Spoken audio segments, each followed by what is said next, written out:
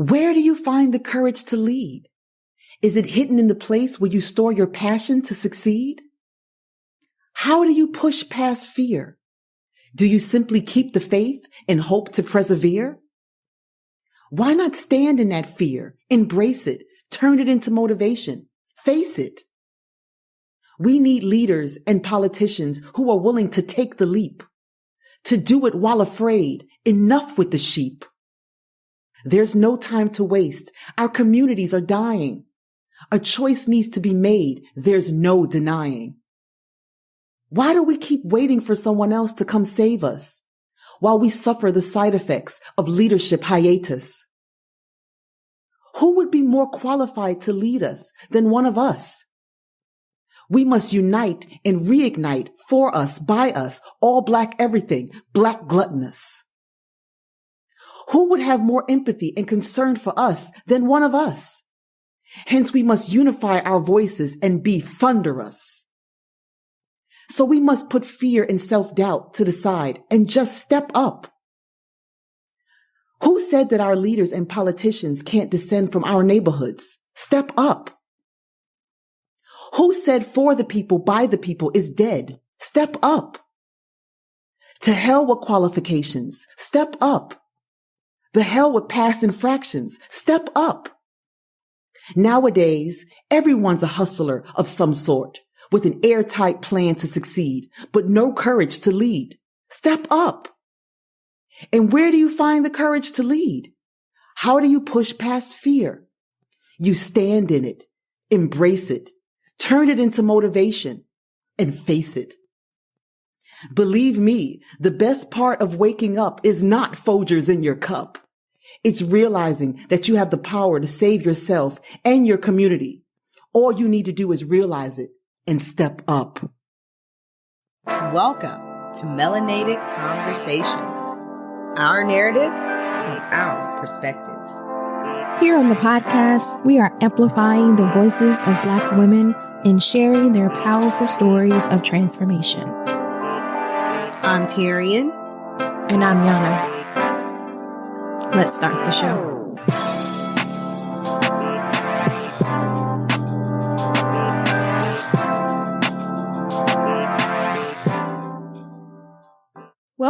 Welcome back to another episode of Melanated Conversations. I am your co-host, Yana.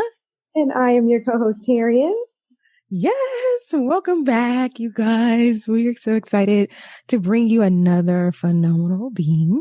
We are chatting today with Commissioner Christina Romelus. She is going to share about her journey into politics. And for all of you who may be bit by the politics, but to want to kind of get into the political sphere and government life, we are going to chat a lot about that today. So without any further ado, let's welcome Christina. Thank you for joining us.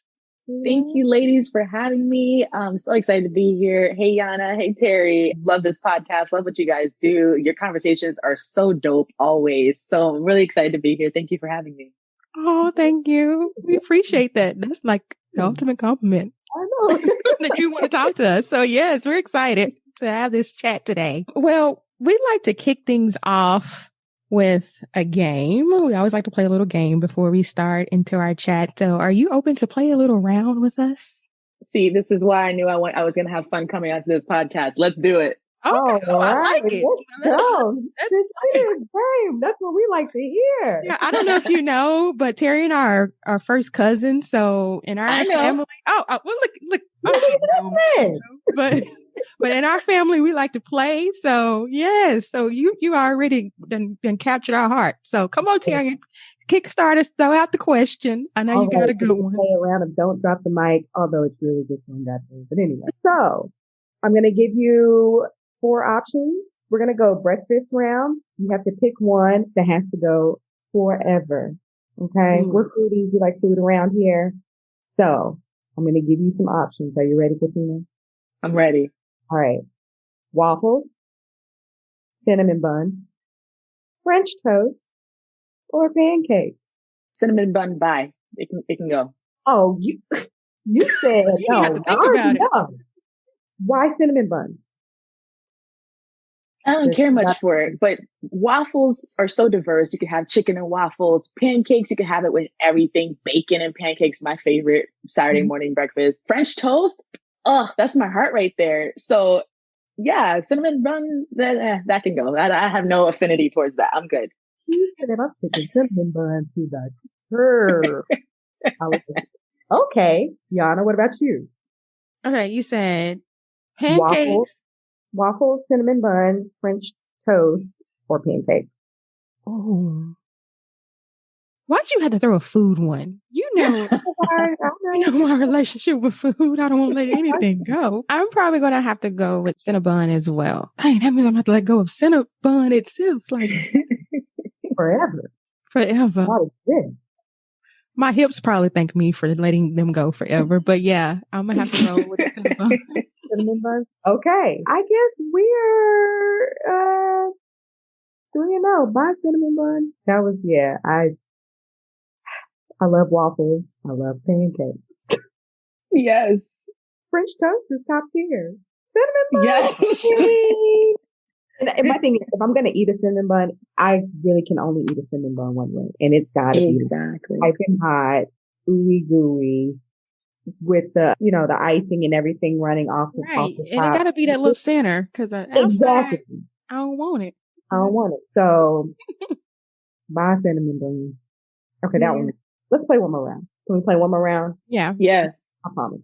Okay. So, we're going to eliminate a king of comedy. Oh no. We're going to eliminate a king of comedy. Just Don't the do it. Like the kings of comedy. We're about to eliminate a king I of know what you said. I was just trying to like. comedy. Bernie Mac, D.L. Hughley, Cedric the Entertainer, Steve Harvey. So if we let Christina, one you're of them go first. forever, that means all their work. Or are we talking about just the king of comedy in the series? No, all of their work. They have to go.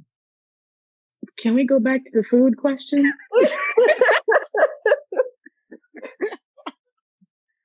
Man, this one's hard. Oh, dang. Okay. Listen, I love Bernie Mac. I cried when he passed away, so he stays forever. He is a legend in my book. Ooh, okay. Let's put DL on pause. Who was the third one? D.L. Hughley, Cedric the Entertainer, and Steve Harvey. You gotta have Steve. You gotta have Steve.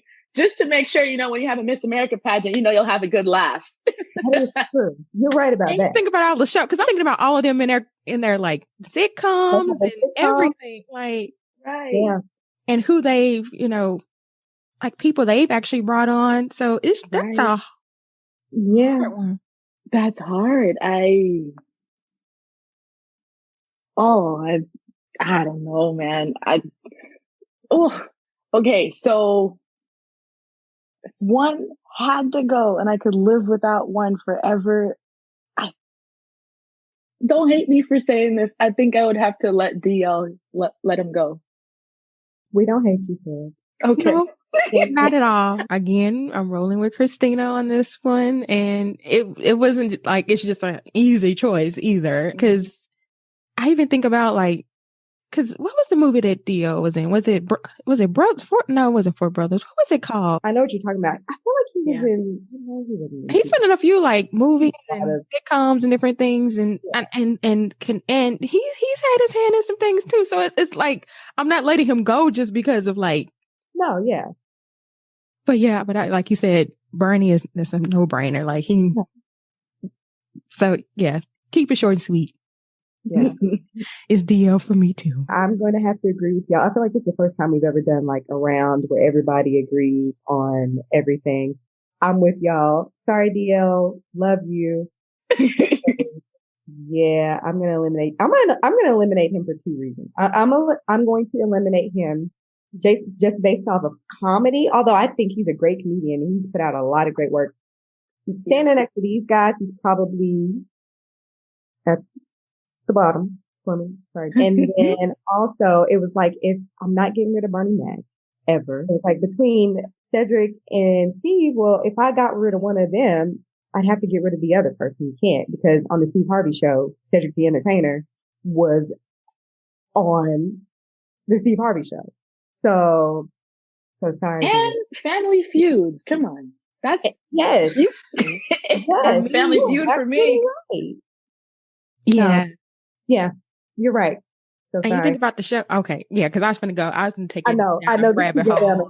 I know we got to keep this short and sweet, but this could be a whole Christina. Clubhouse convo. We need to we need to put this on Clubhouse for sure. Right. We should, Yeah. This could go for hours. Are you on Clubhouse, Christina? I sure am. Okay. I'm looking you up as soon as we get out. No, thank you for playing with us. Absolutely. That was fun. I didn't realize that was going to be so hard. Yeah, Terry she'll throw in some wrenches in there sometimes. I'm like, really? All right. Well, all right. So we actually want to hear more about you and all the great work that you're doing. Can you just tell us and our listeners a little bit about you? How would your friends and relatives describe you? That's a good question. So I'm a very bubbly personality type of person, a natural cheerleader. I think one of the things that I'm always doing is hyping other people up, because I tend to find the qualities and the strengths in people that sometimes they forget are there. So yeah, I'm usually that person that's kind of like, oh, you're crying. Come here. What's up? Let's talk. So, and of course, I'm a mom. I have my two boys. You probably hear them in the background, 7 and 4, and they keep me young. They keep me active. And then I have my husband, who is my high school sweetheart. We've been married since high school. I fed him once, and he actually lies. He fed me and I never left. But yeah, so we've been married for 10 years, been dating for 16, and it's been a journey. So for anybody who knows me, these are the staples of my life. I'm a very positive, happy-go-lucky person, and my family is my nuclear circle. Yes, I definitely feel that you radiate that kind of joy. And yeah, come on, Black love. Can we? Yes. Right. Seriously. First of all, I love the fact that you was like, he fed you. That's something we got in common. I just love my husband because That's right. He can cook. And I was like, you cook? And it tastes good? Sold. It's a wrap. Sold. Absolutely. No, I love that. You're a boy mom. That's something that we don't have in common, but we appreciate you. You raising 2 young kings. So big up to you for that. Definitely. Yeah. And, to kind of explain a little bit as well in terms of what got me into politics, it was my boys. I was there, and I was really just, the words can't even come to mind of just everything that's been happening. And the fact that I'm a boy mom, it puts me in a different place, in a different frame of mind, because I think of all these women who've lost their sons due to, just police brutality or gun violence or whatnot. And, for me, the thing that triggered me was Trayvon Martin, seeing that young boy, he was 14 years old, for wearing a hoodie and for being in the quote unquote wrong neighborhood because somebody thought he was in the wrong neighborhood. That broke my heart. And, break my heart is an understatement. It broke my heart, but it also fired me up. It angered me to the point that I said, enough. And that's really when I made the decision to run for office, because I said, I'm raising this young boy. I was pregnant with my second boy at the time. And I said, I can't let my boys come into a world where if they're walking through a certain neighborhood, that they're going to be automatically categorized as, this boy doesn't belong here. He must be here to steal, rob, or something. If they're wearing a hoodie, if automatically they're a criminal. No, I said, I can't live in a world like that. And I can't bring my boys up in that type of world. So that's really what pushed me into politics. Yeah, I was going to ask you if politics was something that you had always really been exposed to. But before you answer that, just something that you said about the whole Trayvon Martin thing and kind of pushing you in deeper into politics, I should say, is that while it broke your heart, it also fired you up. And I was thinking, I was like, that's the beautiful thing about democracy, especially in our country, that we are literally fighting for right now.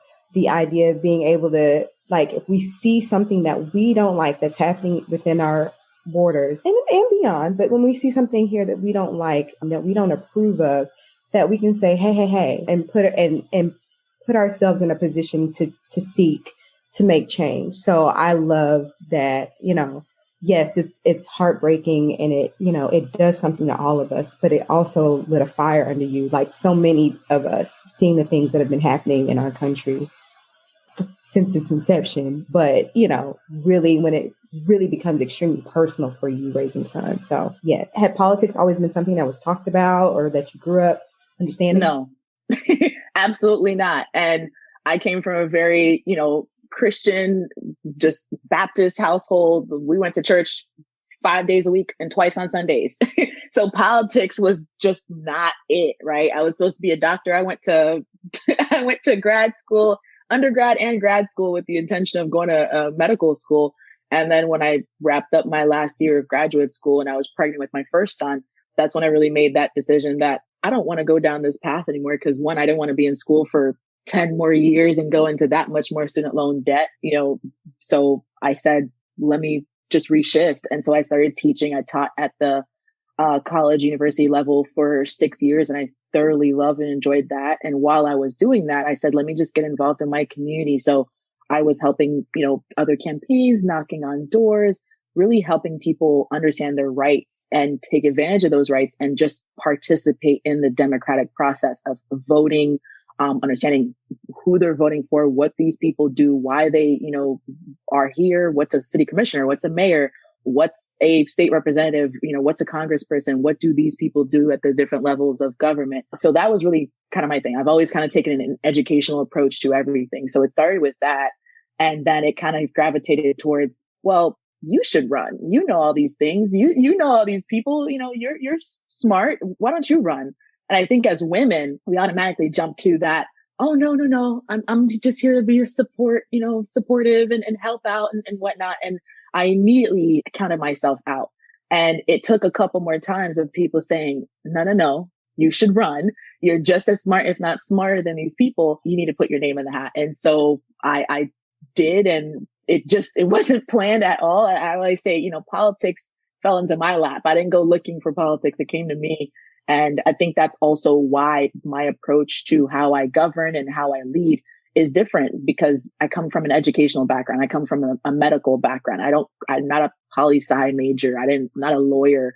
Not that these individuals don't come into politics from a different, from a positive point of view. It's just that my background and my world reference, my frame of mind helps me look at things differently. And so my community is, I feel their pain when they're suffering, when financially they're struggling, when we talk about affordable housing, all the different things that I've championed and pushed, all these things, I see them from a different lens because I've either lived it personally or I empathize. And so I make these decisions not lightly. And I try to make sure that the people I represent and serve, they know that their best interests are at heart and at mind when I make decisions as an elected official. I love that. Yeah. I love that. Were you about to say something, Terry? The only thing I was just going to say was that it's one thing to read about you on paper. It's another thing to have a conversation with you. Yes. Yeah. And I get it. Just that much more. That's how I'm saying, Yana.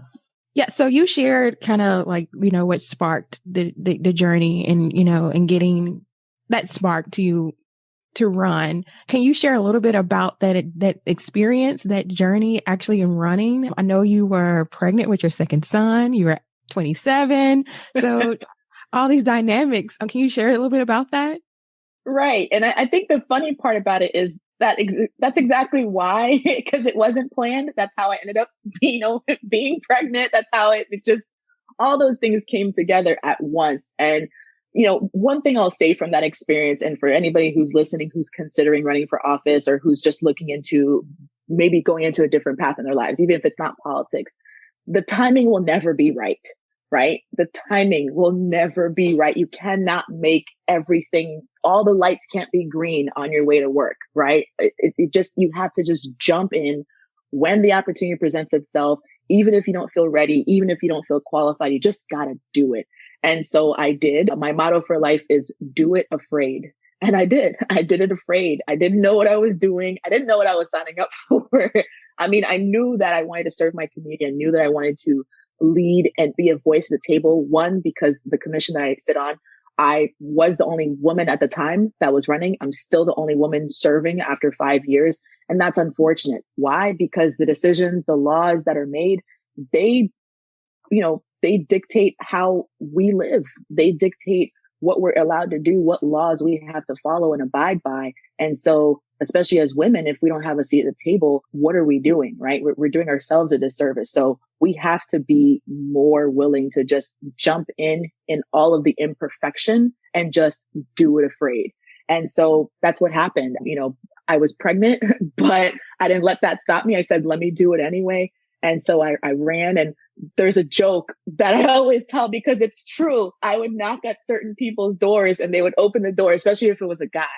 And they would look at me and look at my belly and look at me and look at my belly. And I'd have to instantly be like, no, relax. It's not yours. I'm not here for that. Oh, wow. I'm not here for that. But I do need your support in another way. I need you to vote for me. And so I think I garnered a lot of sympathy votes because of the belly. But it definitely helped. Baby boy was on the campaign trail too. Yes. Look, sometimes you got to use what you got to get what you want. That's all I'm saying. Okay? That's right. That's right. Yeah. So, I was going to say that, for that campaign, running it was very stressful.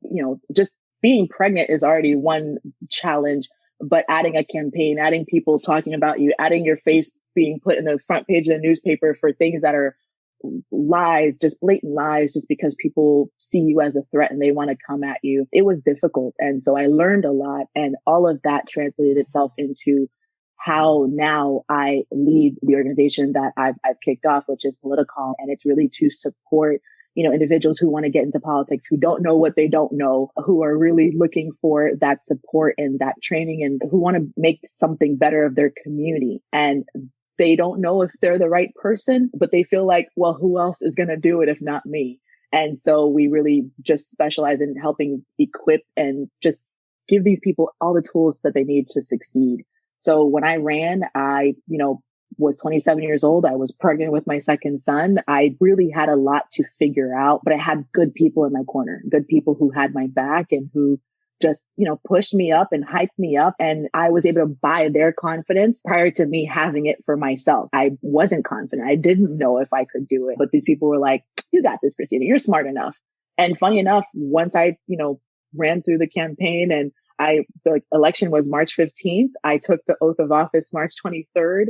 I gave birth April 8th, and I was sitting on the dais by April 12th. 4 days later, I was literally sitting on the dais making rules and laws and decisions for my community, because that's why they elected me. And so I said, I'm not going to let anything stop me from being there on day one. And so I was. Yeah. Wow. Yes. I think we said this in our previous episode, Terry, and that, thinking what you're thinking. Beyonce, we birth the children and get back to business. That's right. Beyonce is my girl. And I love that song when she says that, because that was me.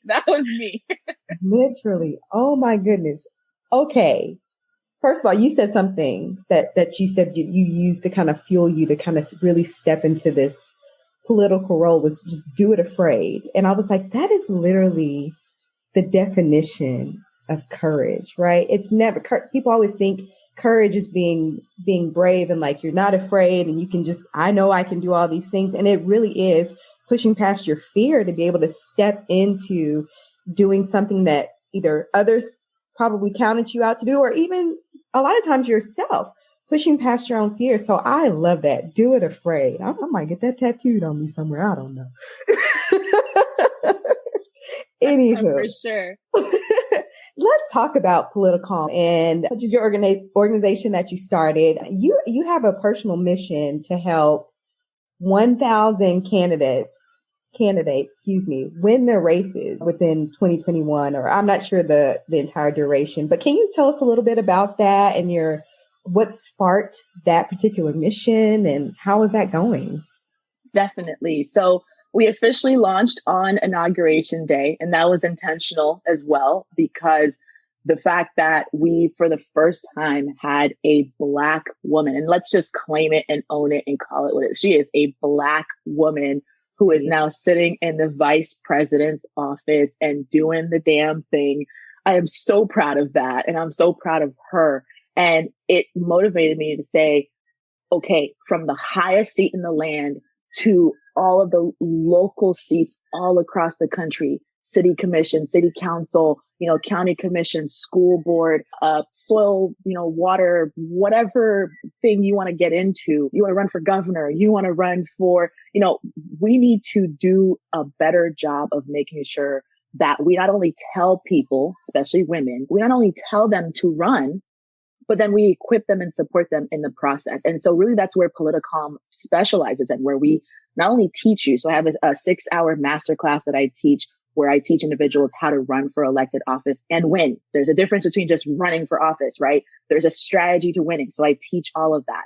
And so when I started teaching that, I really used it as a way to hone and craft the process, because a lot of people there's so much advice out there, and it's a lot of noise that's coming at people. And it's like, how do I actually turn that into executable, actual tangible things? And so that's what this class is. So from that, you go from teaching somebody how to fish to now supporting them in their process of doing the job. So once you're campaigning, or once you actually run a campaign and you win, now what, right? And there's no manual, there's no manuscript, there's no how to teach you how to be a good elected official or to teach you how to be a good government public servant. You just kind of usually have to figure it out. And there's about a good 6 to 8 month learning curve for a new person who's just entering politics. Having a coach working with Politicom takes that 6 to 8 month learning curve and brings it down to about 6 to 8 weeks. So you get to the point where the promises that you've made when you were on the campaign trail, you can have a way to actually execute that and put it into action. And, a lot of people, especially in the Black community, we look at politicians, they come to us, they come to our churches, they pander our votes. And then once they win, we never see them again. And the promises that they made to us, they never carry them out. And so I want to change that narrative where when we put our faith behind somebody, we can then know that that person got into the office and they started working for us right away. And so you want to run for office in your community. You want to help your community be better. You want to be a voice of change. Let's do it the right way. Right. And so Politicom is here to support you to do all that. Because I said, never again will I just tell somebody, oh, go and run for office. And then I give them no tools to actually successfully do it. So that's what I had to learn for me, having a good team of people around me who had my back unconditionally, no matter what, was a big difference between whether, of me actually being able to be successful or not. Is this just a local initiative, or are you providing this support for the entire country?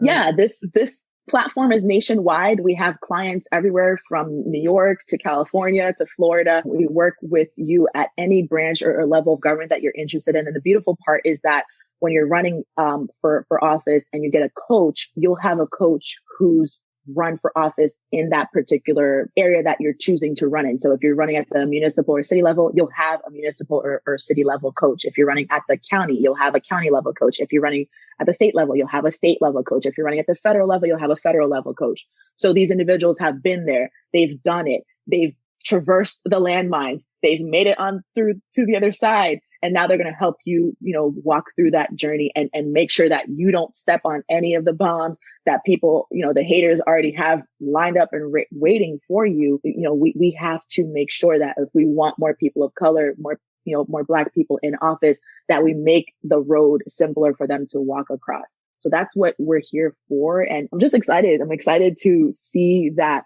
more people and if nothing else, we can thank 45 for that, right? That's one thing that he did. He woke people up. He opened people's eyes and people said enough, right? And Yes. So we see a lot bigger trend of people, women especially. Come on, ladies, let's do it. I see more women getting into politics. I see more women coming into the leadership roles that they've always deserved to be in, but either society or ourselves, just automatically counted us out. And I'm excited to see that trend happening. And we're here to support you in that mission. Yes, I love that. I love that. I'm just going to formally announce on the show, you guys. Yes. I am entering my name in the hat for the U.S. Senate candidacy for the Let Me Stop. Boom. Don't for the state of Texas. I'm just saying, I'm gonna need some coaching. I'm gonna need but I don't know if God is leading me there, Lord, You really gonna have to shake me because, yeah. You got to do it afraid. Woo. Yeah. And can I say something? The power of a Black woman is unprecedented. And I think for a very long time, we've been told as Black women to stay in a certain circle. And so we've kept ourselves low for the men in our lives because of our kids, because of our professions, because of society. We've kept ourselves low. And I don't know if you've noticed it, but I've noticed it. I've been seeing this Black girl magic is real, right?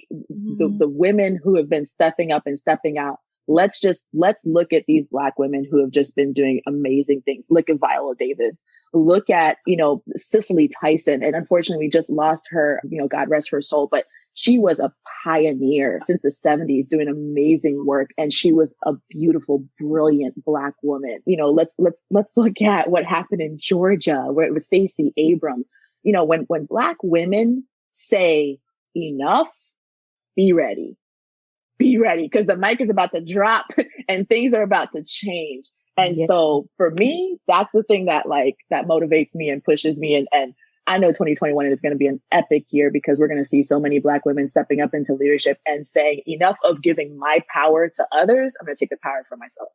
Yeah. I'm here for it. I'm here for it. Are y'all here for it? Because I'm here for it. Preach today. Yes, ma'am. We wanted to run, and I'm talking about run up and down the street because I'm excited about this conversation. I don't know.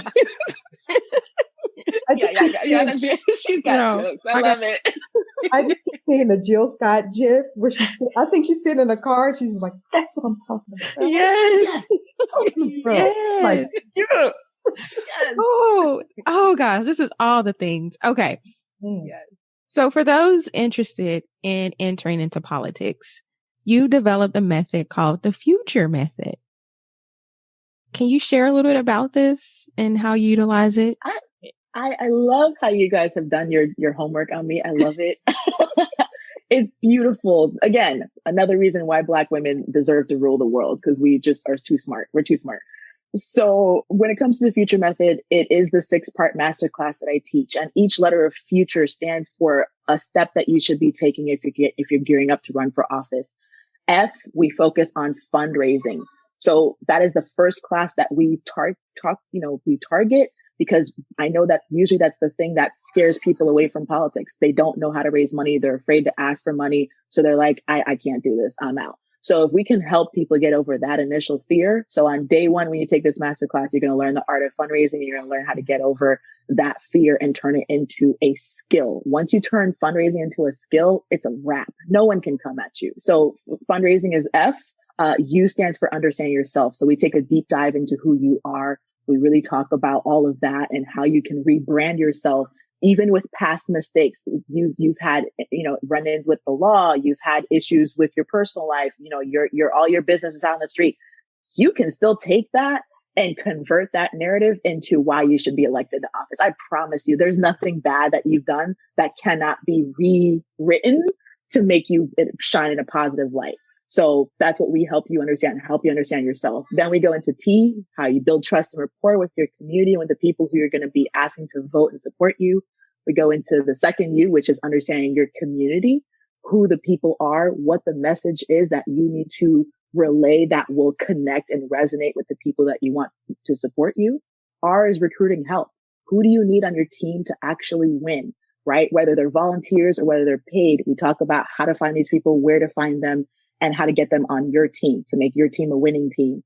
And last but not least, we cover E, which is election day. So we not only talk about election day, but we talk about every single step that you need to take from day one that you say, I think I want to run here, all the way till that final day of election day. Everything you need to do from that point to that final day to win your campaign. So that is the Future Method. And we go in. I love that. And can I just ask that last U, understanding community? Can y'all come coach some of these current people that's in office? Because I think that's a step that they missed, and I think they need to go back and sit in class and take notes. Because that, why? Because they don't come from these communities that are being affected by the laws that they, invoke and all these different things. I don't know political jargon, but y'all know what I'm trying to say. But it's also part of that too is the want to understand the community. You have to have and that's what I'm saying. They're not a part of it, so they don't want to know. They don't care.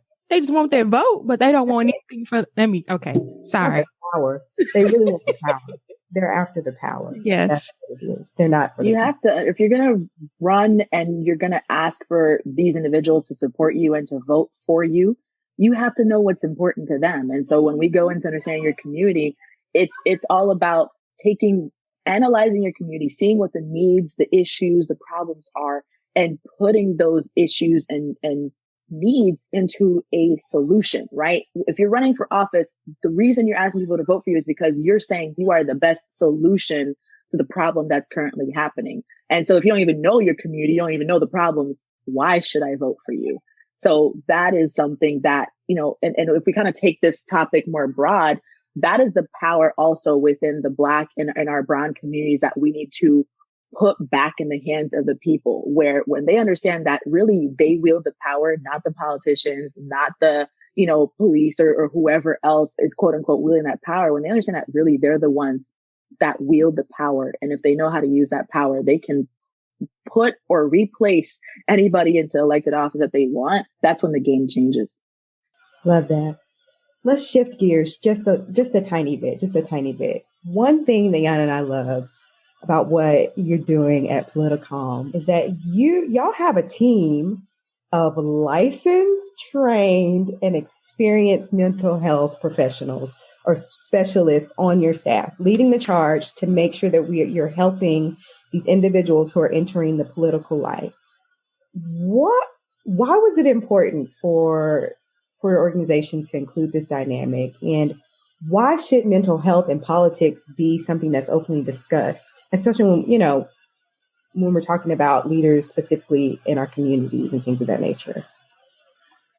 That's a beautiful question, Terry. And I'll answer it from my personal experience. I'll start with that and then I'll broaden it out to why it's needed in a larger scheme of things as well. Like I said, when I ran for office, I was 27. I am a young mother. I have two kids that are 7 and 4. I did not come into politics with all this background knowledge of what politics is and what I would have to sacrifice. And so 2020 was the year, I think, of reckoning for so many people. And so in 2020, I went from, having all the pieces of my life separated out in different, silos to everything being under one roof. I was now a stay-at-home mom. I was a politician. I was an employee. I was a CEO of a nonprofit. I was a wife, a housewife now, cleaning, cooking, doing everything. And everything came at me at once in 2020. And I'm pretty sure many people can relate because just all the roles got blurred, right? All the lines got blurred in terms of who you are, what you do, because it was all in one place. Everybody was in isolation and in quarantine.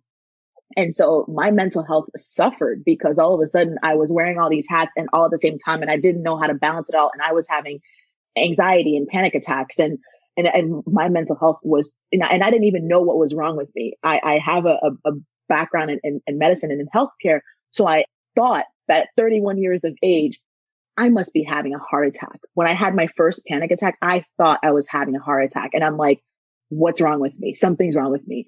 And so I called a friend who is a mental health professional. And I told her what was going on, and my heart's beating and my pulse is racing and my palms are sweaty and I can't get it together.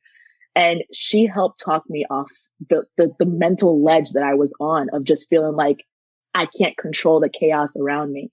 And that's when I realized mental health was not just a word, a catchy phrase to use or something that everybody's talking about now. Oh yeah, I have my therapist. It wasn't just cool anymore. It was a necessity. And when I was able to make that realization, everything started making sense again. And I was able to handle and control and piece out the parts of my life that were just in complete shambles at that point.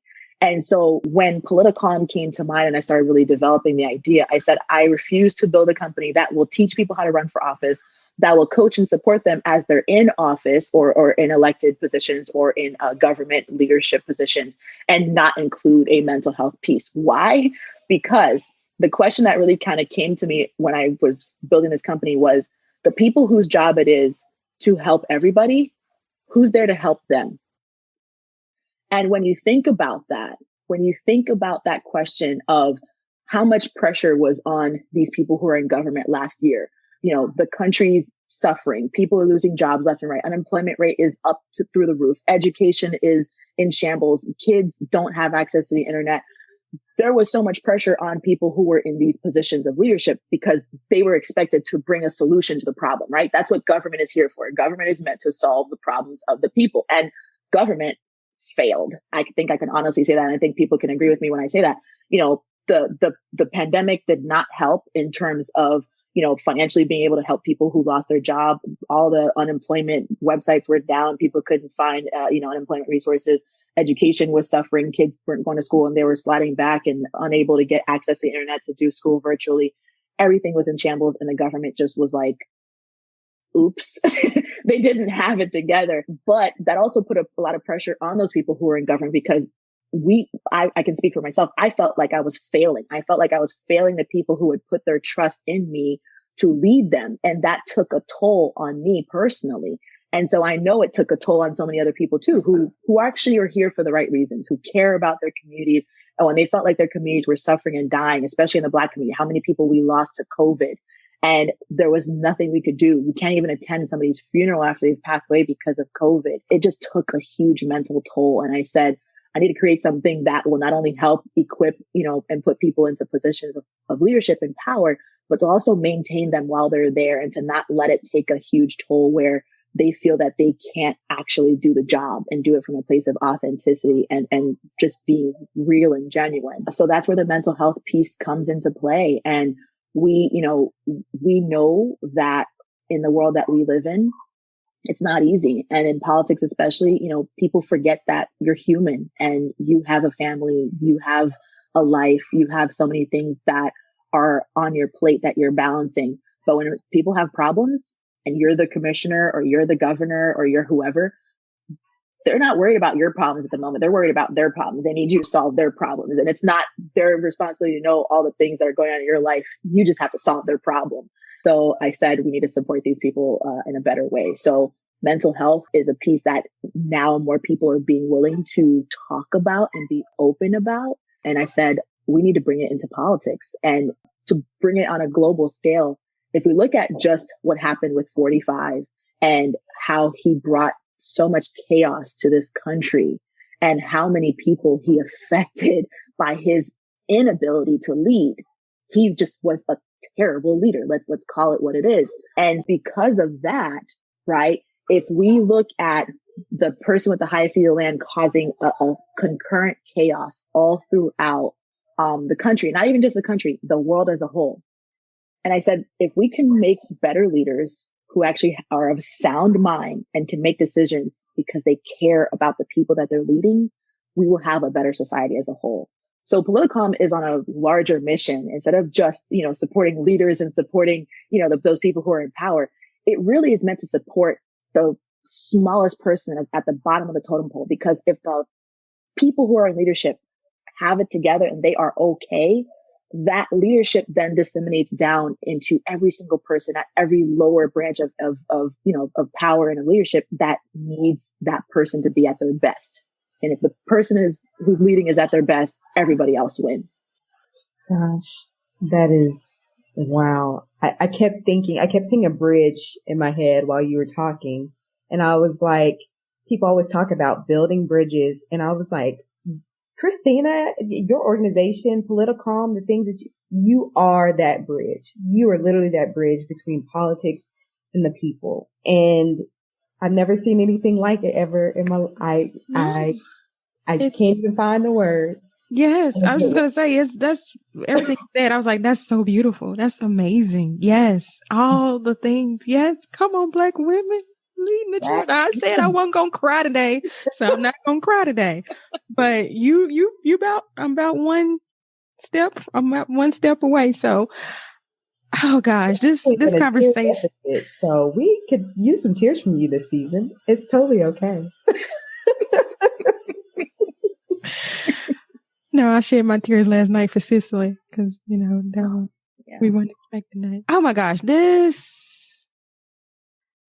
I knew this was going to be a great conversation, but you touched us, in such a beautiful way. Thank you for sharing that. Thanks for being so transparent in your experience and your journey. And thanks for answering the call, not even just for your community, but you're answering the call for us all and leading the charge in something that is so needed and so necessary. So thank you for doing this. And we can't wait to see all the phenomenal things that's going to, blossom from the seeds that you're planting in this way. Oh gosh. Okay.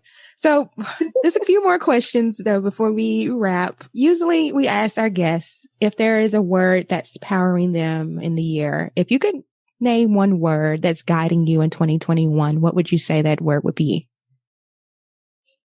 Calm. Calm. Calm. CALM. Calm. That is the thing that got me through 2020.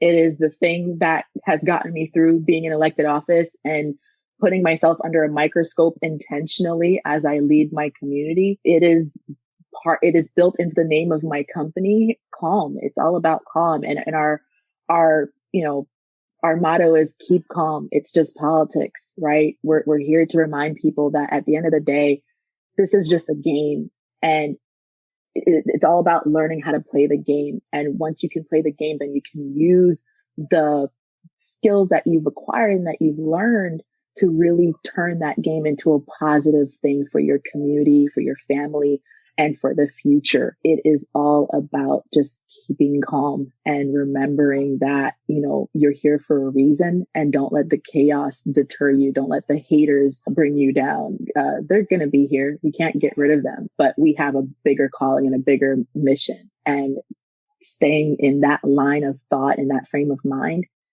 is the thing that I think will carry us through and has gotten us to this point already, right?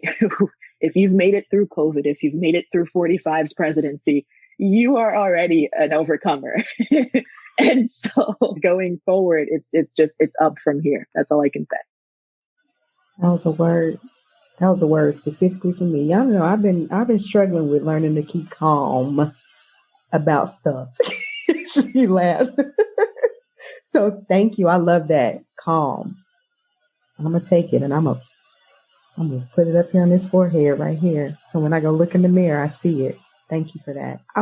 So the question is, do you have any projects or new works for 2021? But I mean, you just released, we're talking about your baby right now. It's political conversation more than the baby, but is there anything else that you will be incorporating or getting into in 2021?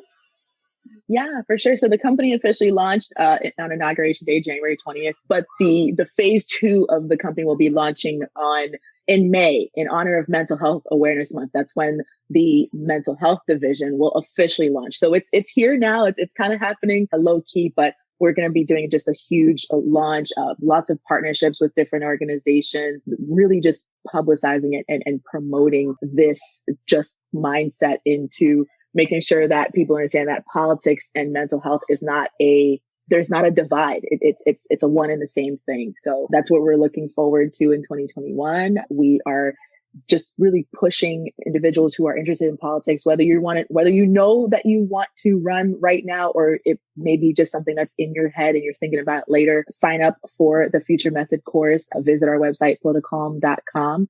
And register for that. If you're somebody who's already elected, already in office, look to us for receiving coaching and supporting services in that sense. And then once we officially launch the mental health division in May, reach out to us when you need that. It's nothing to be ashamed of to say it's too much. There's too much on my plate right now and I can't handle it. And just talking to somebody and kind of just offloading some of that. There's nothing wrong with that. And so we want to remove that stigma. We want to remove that shame of feeling like if you don't have it all together, something's wrong with you. No, getting help is what helps you have it all together. And I'm a much better person now that I've gone through, having a resource and a mental health therapist to really just kind of talk to and get all these, anxieties, frustrations, pain points, history that's happened that I didn't even realize I was still reacting to it. It's made me a better mom. It's made me a better politician. It's made me a better wife. And it's made me a better person altogether. So having your life balanced in every sense just makes you better altogether. So that is my call to you who's listening right now. 2021 is your year. So take advantage of it and let's do it together. Yes, yes, yes. Just one final question. I know you plugged the website, but is there any other ways that our listeners, anyone can plug into your work and all the great things that Politicalm is doing? Find us everywhere. IG, Twitter, Facebook, just search Politicalm. And so it's literally the word political and add M to the end. That's how you spell it. Very easy.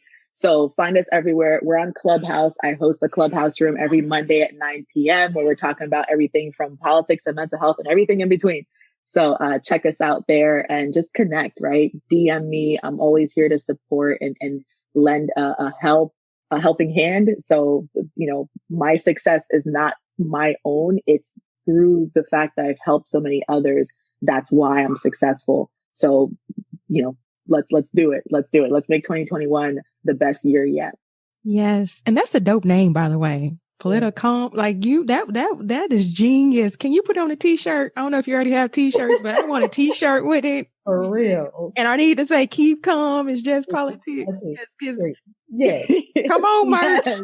She has a merch store that she's going to be opening soon. So grab you a Politicalm t-shirt Let's go. I love it.